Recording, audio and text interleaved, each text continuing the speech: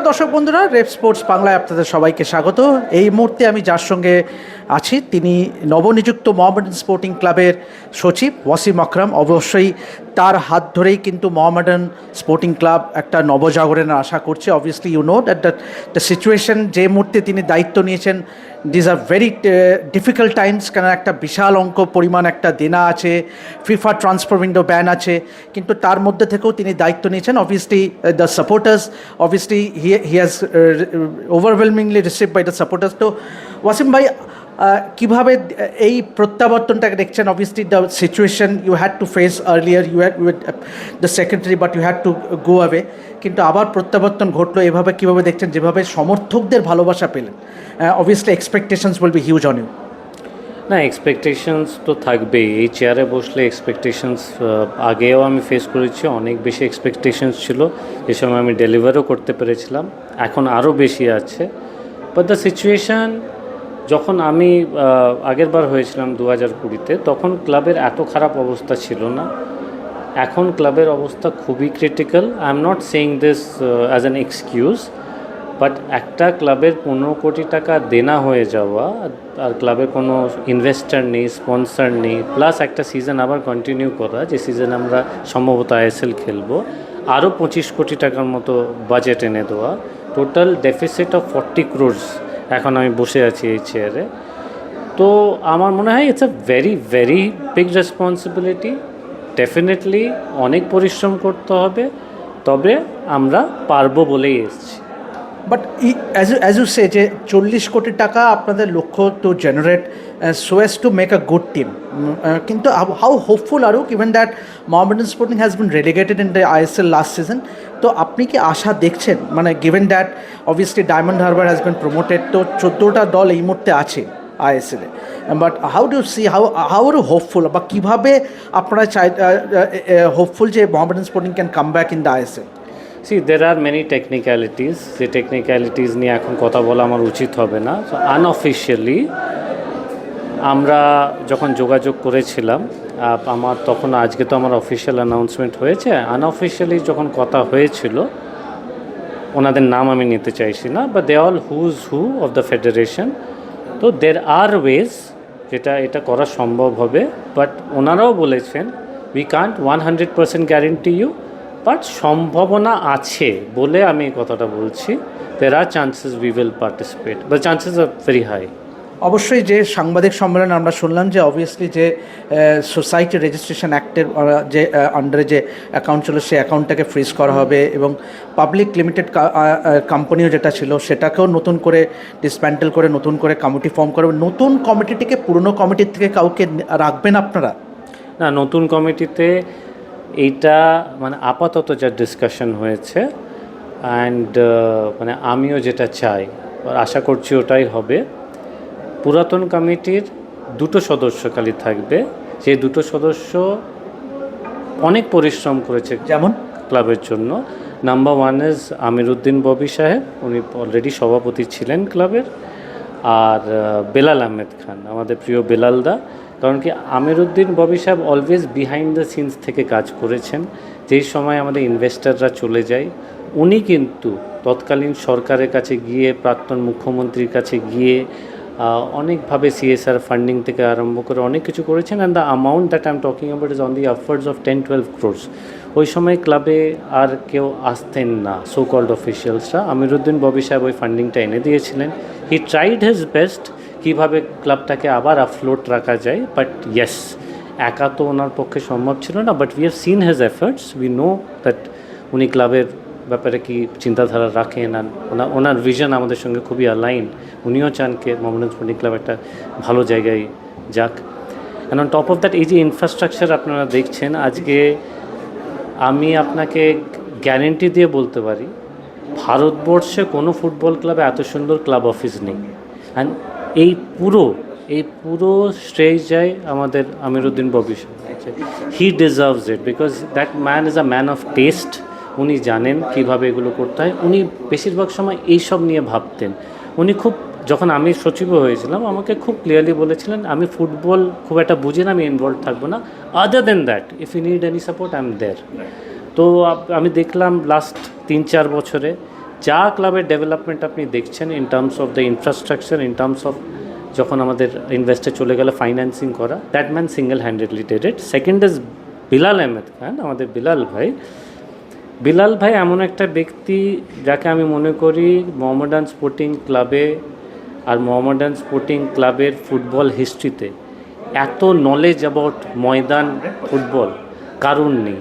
তো ওই লোকটাকে অনেক সময় কী হয়, অনেকে ইগনোর করেন, অনেক সময় কী হয় ওনার যা উপযুক্ত মর্যাদা, ওনার যে উপযুক্ত রেসপেক্ট ওনারা দিতে চান না। আমাদের এই নতুন কমিটিতে উনি he will be an integral part, ওনার ওই রেসপেক্টটা আমরা রাখবো। অ্যান্ড ওনার হেল্প ছাড়া মোহামেডান স্পোর্টিং ক্লাবের ফুটবল টিম বা overall success I don't think so is possible.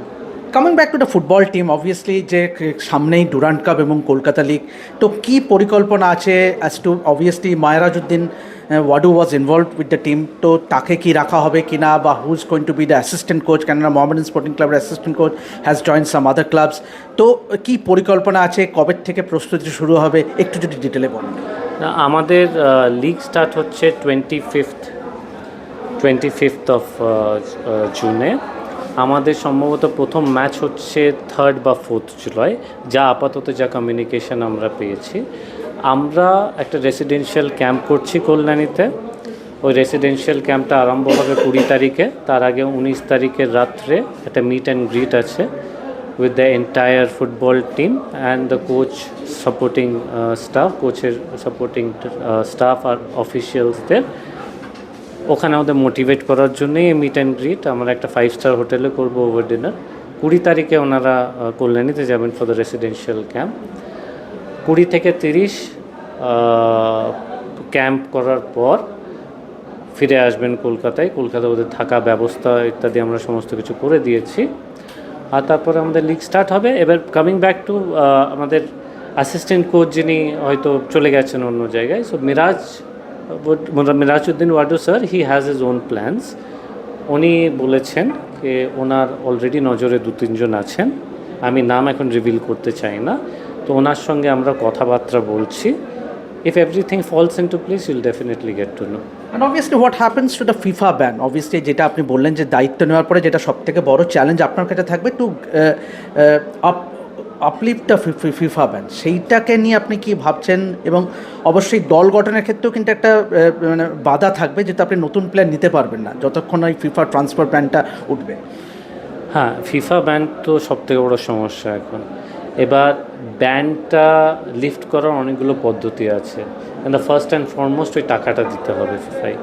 ওই টাকাটা দেওয়ার পর ওরা আমাদেরকে একটা এনওসি দেবে যার টাকা বকেয়া আছে, তারপর ওইটাকে আপলোড করা হবে, ওখান থেকে ওটা ভেরিফাই করে ওরা ব্যানটাকে তুলবে, নাম্বার 1। নাম্বার 2, সাপোজ আমি কালকে ওদেরকে টাকা দিয়ে দিলাম, ওরা ব্যান তুলে দিল, বাট আমাদের সমস্যাটা হচ্ছে ট্রান্সফার উইন্ডো যতক্ষণ না ওপেন হচ্ছে আমরা নতুন প্লেয়ার সাইন করতে পারবো না।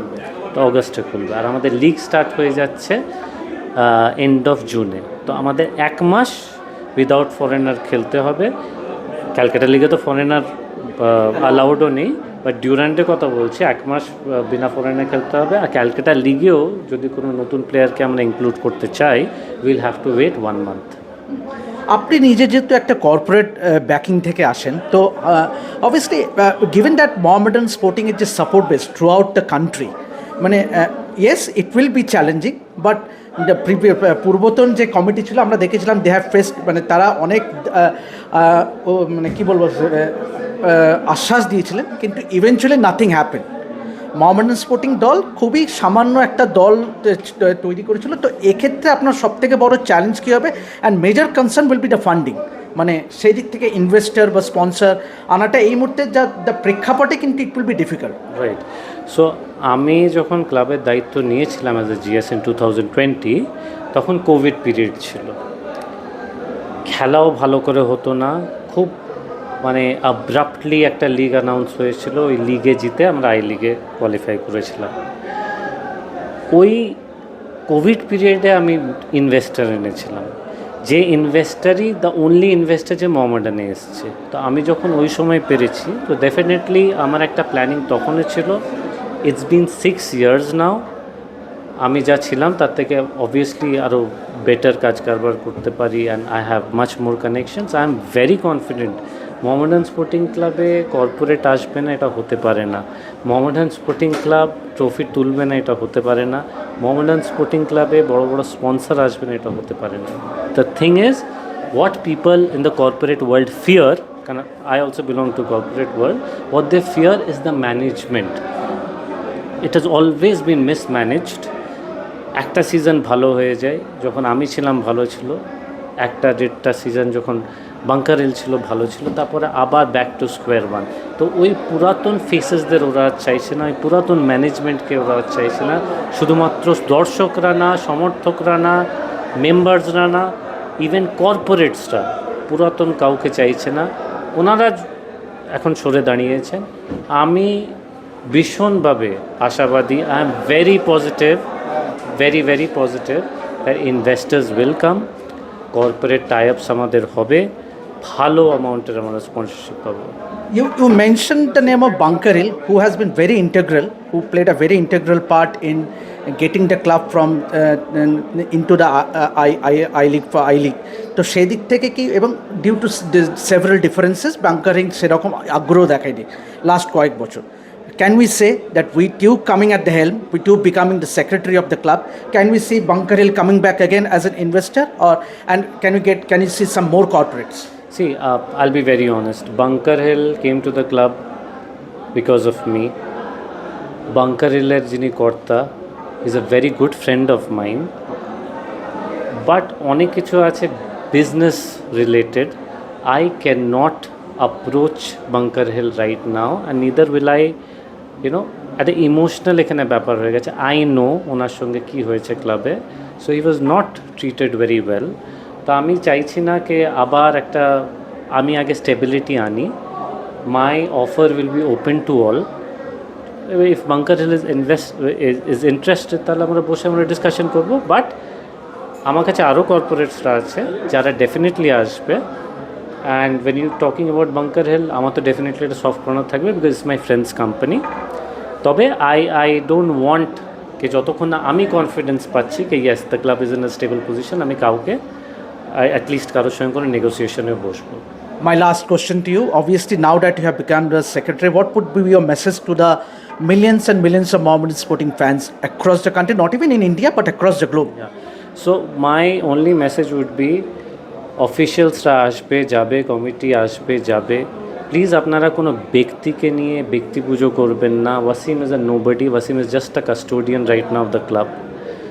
মোহামেডানের ঐতিহ্য, মোহামেডানের যে মানে সমর্থকদের যে ভালোবাসা, সমর্থকদের যে ইমোশান, সমর্থকদের যে আবেগ, তো মোহামেডানের প্রত্যেকটা ইটে দেওয়ালে আছে বলে আজ মোহামেডান বেঁচে আছে। আপনারা প্লিজ টিমের সাথে দাঁড়ান। টিমকে আমি আমার এন্ড থেকে লাস্ট 8-10 দিনে যেভাবে মোটিভেট করছি, আপনারা ওদের ট্রেনিং সেশনে যান, মোটিভেট করুন। আপনারা পারলে ওদেরকে নিয়ে কিছু পডকাস্টিং করুন, যাতে ওরা একটু মোটিভেশন পায়। They should also know the new management has come, they will be changes. আর আলটিমেটলি ওরাই হচ্ছে যারা 90 মিনিট তাদের ঘাম ঝরিয়ে, they are the ones who's going to perform. So ব্যক্তি ওয়াসিম বা ব্যক্তি Humayun da is not important for the club. What is important right now is keep the team motivated. তো আপনারা শুনলেন যে ওয়াসিম আকরাম, তার একটাই বক্তব্য যে এই মুহূর্তে সমর্থকদের তিনি এটাই আশ্বাস দিতে চান যে support the team. Obviously results outrightly হয়তো হবে না, but with your continued support Mohammedan Sporting will produce much reserve results. তো আমরা আশা করব যে ওয়াসিম আকরামের হাত ধরে মোহামেডানে আবার সেই নবজাগরণ ফিরে আসবে। তো এভাবেই দেখতে থাকুন রেপ স্পোর্টস বাংলা, এবং যাবতীয় খেলাধুলার খবরের জন্য চোখ রাখুন আমাদের চ্যানেলে। আমি দেবাশিস আপাতত সাইন অফ করছি। দেখতে থাকুন রেপ স্পোর্টস বাংলা।